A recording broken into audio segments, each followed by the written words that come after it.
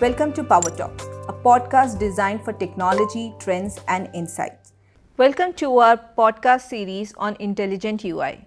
Today is the first episode where we will be talking about the rise of intelligent UI. Our guest today is Rushikesh Bhosale, UX manager at Calsoft. With 13 years of experience, Rushikesh blends creativity, strategy, and technical depth to solve complex UX challenges across AI, cloud, storage, networking, and virtualization. He's been at the forefront of designing interface that truly connects people with technology. Today, he'll be sharing his insights on future of intelligent UI and user experiences. Hi Rushikesh, how are you doing today? Hey, thank you, Richa, for having me. It's great to be here and looking forward to this podcast. Yeah.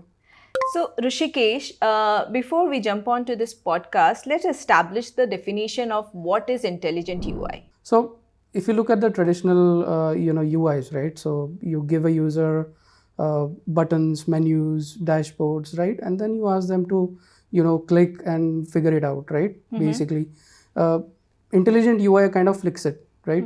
It basically tries to make sure that it understands the context and the intent of the user, and then give the proper suggestions as well as predictions, right? And that's where I think it kind of gives leverage while using these intelligent UIs. To give you an example, let's say you are trying to upscale a VM, right?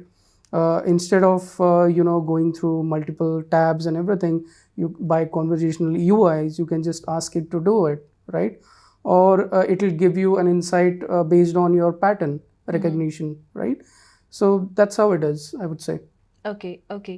So, as per you, what are the major business challenges intelligent UI is solving today?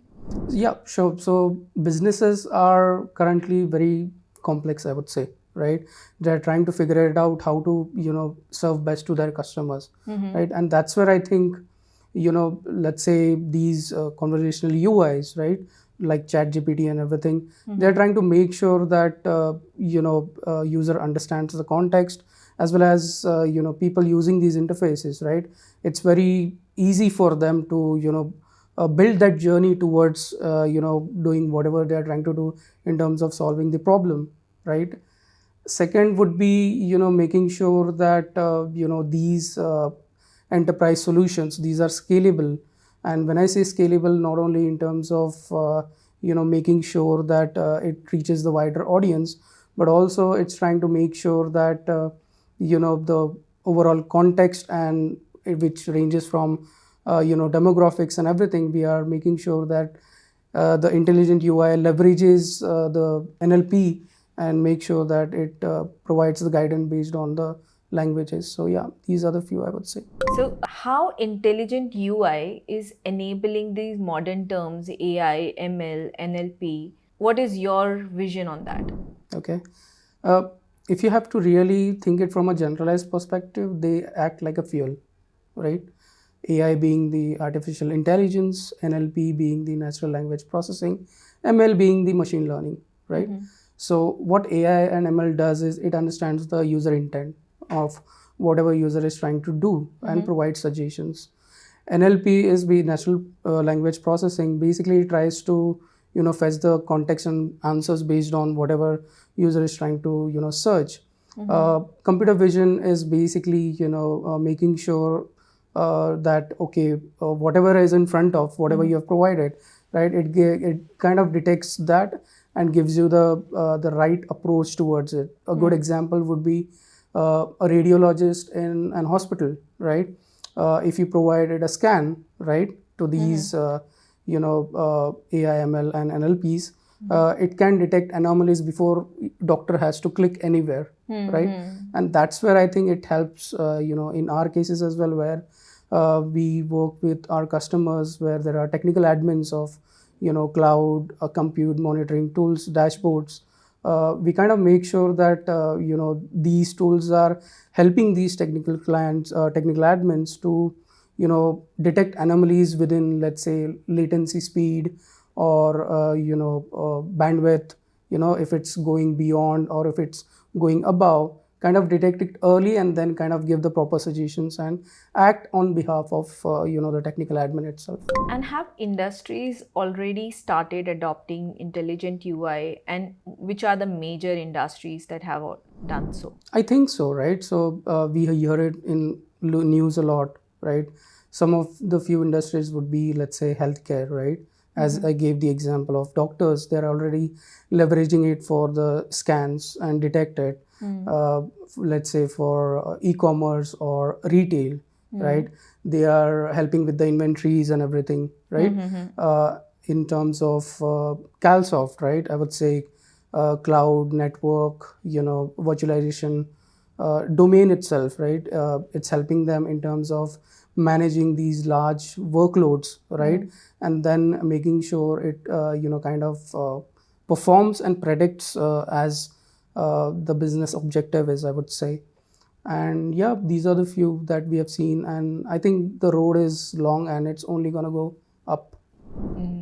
Interesting. So, say if somebody is looking to implement, let's take product leaders, if they are looking to implement intelligent UI, what are the key factors they should consider before any implementation? Yeah, I think that's also a great question because we have seen customers where they really don't know where to start, right?